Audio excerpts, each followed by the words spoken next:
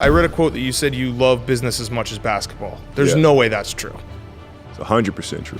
I'm passionate about this. It's important. It's exciting. I was a fat guy trying to be a Navy SEAL now, and my life had come to this crossroads. Rise and shine. It's espresso time. I wake up every morning. Espresso keep me going. I wake up every morning. Hey, it's Evan Carmichael, and this channel was created to help you overcome the #1 challenge that is holding you back, a lack of belief in yourself. You watch these videos because you know there's something more inside you too. You are a genius. So let's start your day off right together. Grab your coffee and sip on today's message from Kobe Bryant. Also, if you want to learn to have more confidence, check out my 254 series. They're free. The links to join are in the description below. Or to go play someplace else to try to chase a championship. That's not me, man. That's not what my career has been about. There's certain things that we want to get to, but we have to pace those out because we have to have absolute focus. You said, I read a quote that you said you love business as much as basketball. There's Yeah. no way that's true. It's 100% true. There's no way. Basketball was your life, your passion, everything. You're telling me you love doing business as much. If you could, basically snap a finger and be 25-year-old Kobe or the Kobe today, you wouldn't go back and keep playing basketball? No, because I've already done it. See, here's the thing. When I was playing and teammates would say, oh, Kobe's not out on the road. What is he doing? You see me on the plane, he's reading. What is he reading? He's writing. What is he writing? Mm-hmm. I'm practicing. Mm-hmm. I'm writing. I'm practicing. I'm understanding how to tell stories. I'm reading Joseph Campbell and how to create arcs, compelling arcs and plots. I'm reading that stuff. So this is going back 15 years, right? So I don't just retire, write Dear Basketball, and luck into winning an Oscar. You know what I'm saying? Yeah. That stuff comes from hard work and from studying for 15 years how to write and how to organize structure, right? And you can't do that without having a serious love or commitment to the craft. The biggest thing missing from most entrepreneurs is not a lack of talent, ability, or resources. It's not that you don't have enough money or time or energy or connections. That is not it. The #1 problem is a lack of momentum. All you're missing is momentum. That's it. And in this video, I'm going to show you how to get it. So the thing that I'm trying to build momentum for is spreading my mission, spreading the message. I want to solve the world's biggest problem. I think people don't believe in themselves enough. I think that is the world's biggest problem. I think everybody has Michael Jordan level talent at something. You just don't believe in yourself enough to either figure out what it is, or you know what it is, but you don't believe in yourself enough to chase it down. I think that is the world's #1 problem. I think everything else can be solved if everybody was doing the thing that they have Michael Jordan level talent at. I'm passionate about this. It's important. It's exciting. But I need to commit fully. I need to remind myself of what I'm doing. I need to be pushed to do greater things. And so a step that I'm doing is my Path to 10 Million series, where every week I get on a call with somebody who pushes me, a mentor in my life, a different area that pushes me to be better. Whether it's my agent, Steve, whether my psychologist from Australia, Tess, or somebody else on the channel, pushing me every week to get better, to remind me that you need to play a bigger game. You need to continue to build momentum into your life.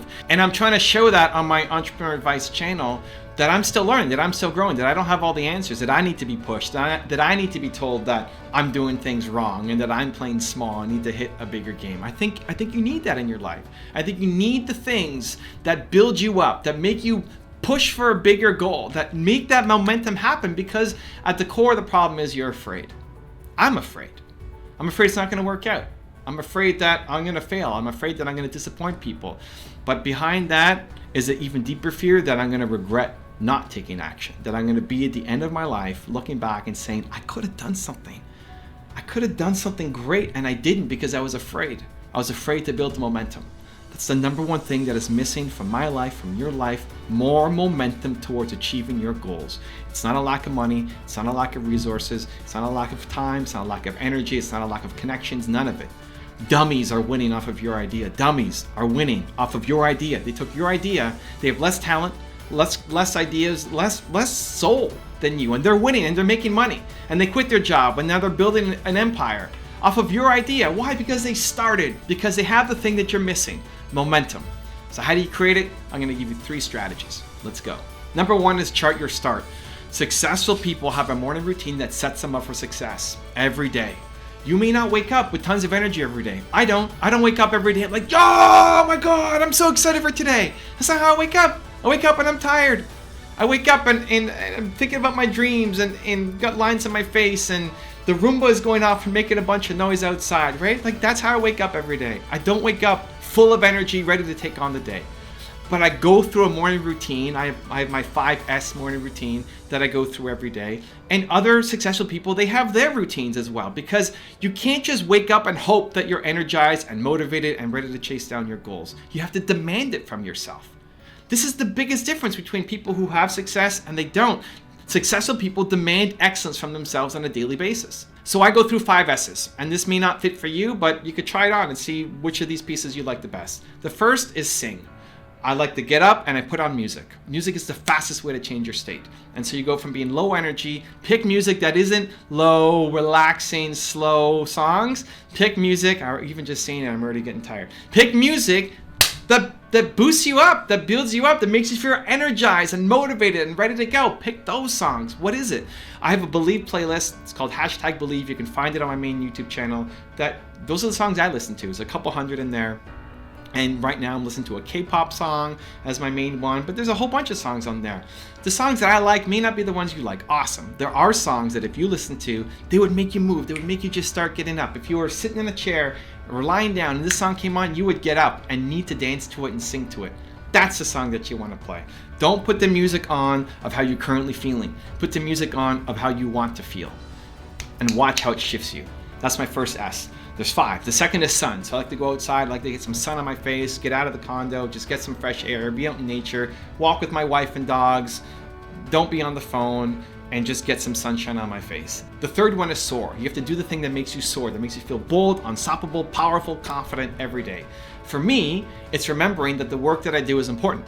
And so I think about somebody that I helped yesterday, who did I help yesterday, and then share a message, and I record it to my stories on Instagram, on YouTube, on Snap.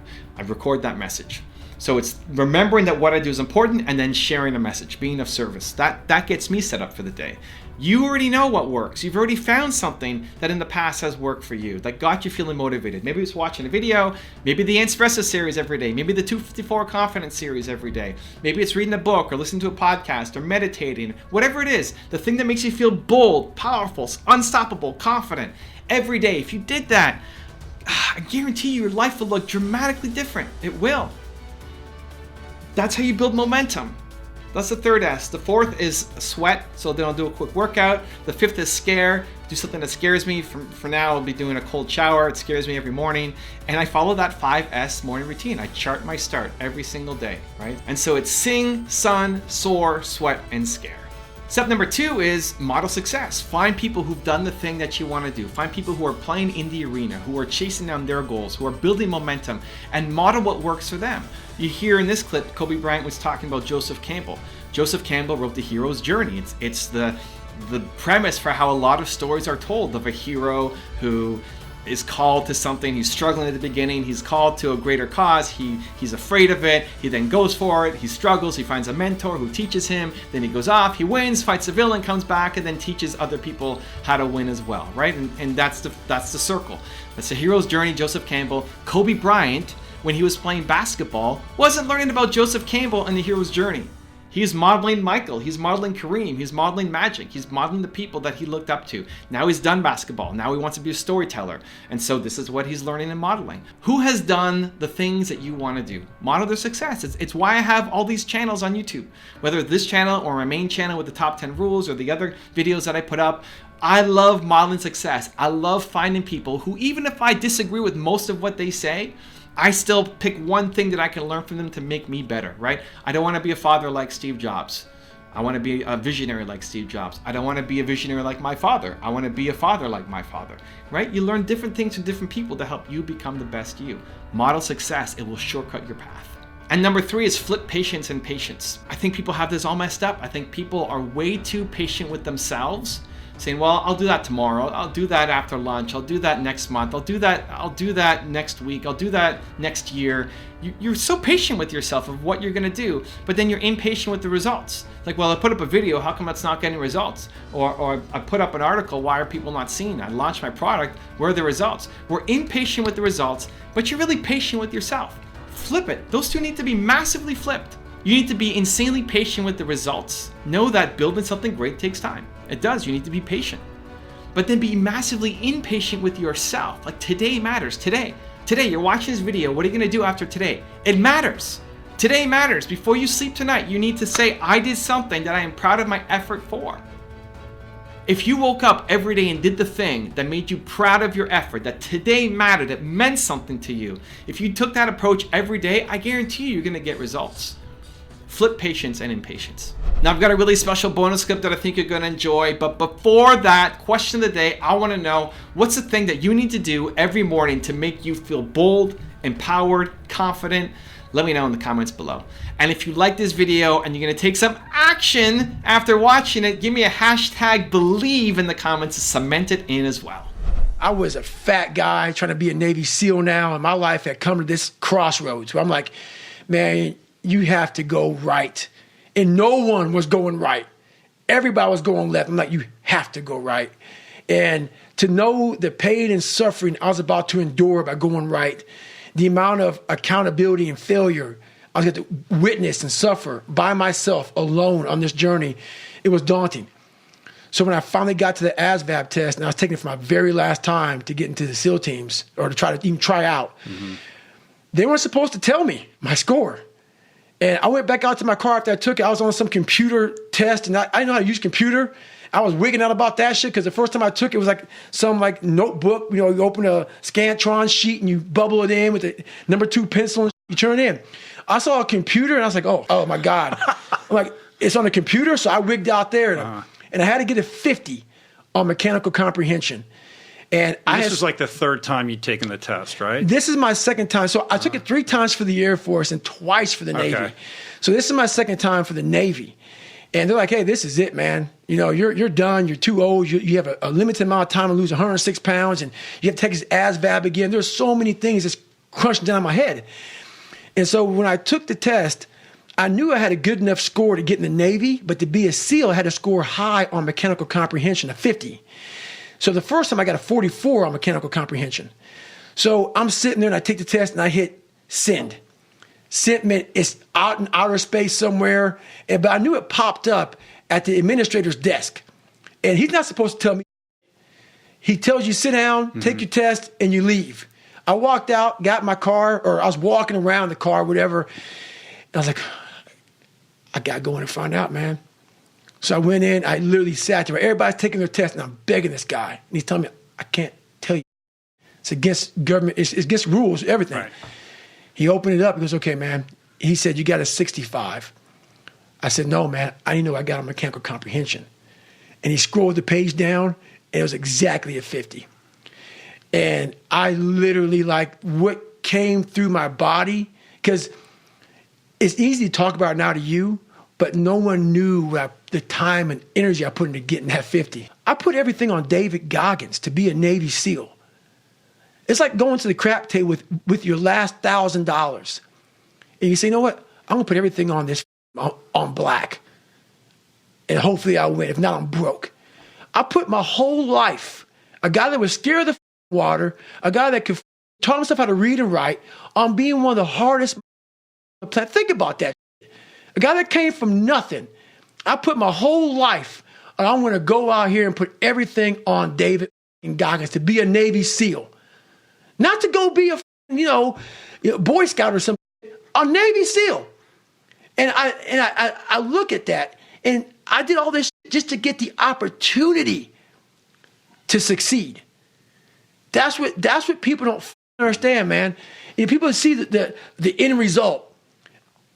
I remember that guy saying, my God, man, I can't believe what I've just done. I put everything, ruin relationships, ruin this, ruin that, put everything on. In fact, I have to become someone in this world, or I'm no good for anybody.